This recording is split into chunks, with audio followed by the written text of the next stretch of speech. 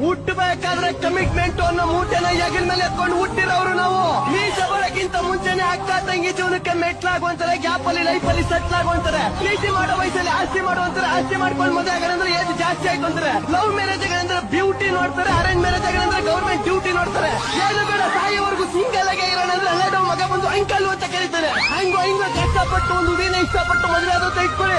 ಎಂಟು ಇಷ್ಟಪಟ್ಟು ಕೇಳಿರೋ ನಾಯಿ, ಬೈಕು ಕಟ್ಟೋ EMI, ಮನೆ ಲೀಜು, ಮಕ್ಕಳು fees, costly fridge, LG TV, ಹೋಟ್ಲಿನ ತರ ಗ್ರೇವಿ, ಹೊಸ ಕುಕ್ಕರ್ ಇಂದ ಹಿಡಿದು ಹೊರದೋಗಿರೋ ಹಳೆ ಲಿಕ್ಕರ್ ವರ್ಗು ಮಾಡಿರೋ ಸಾಲಕ್ಕೆ ಇಂಟ್ರೆಸ್ಟ್ ಕಟ್ಟಿ ಲೈಫ್ ಮೇಲೆ ಇಂಟ್ರೆಸ್ಟ್ ಹೋಗ್ಬಿಟ್ಟಿರ್ತಾರೆ.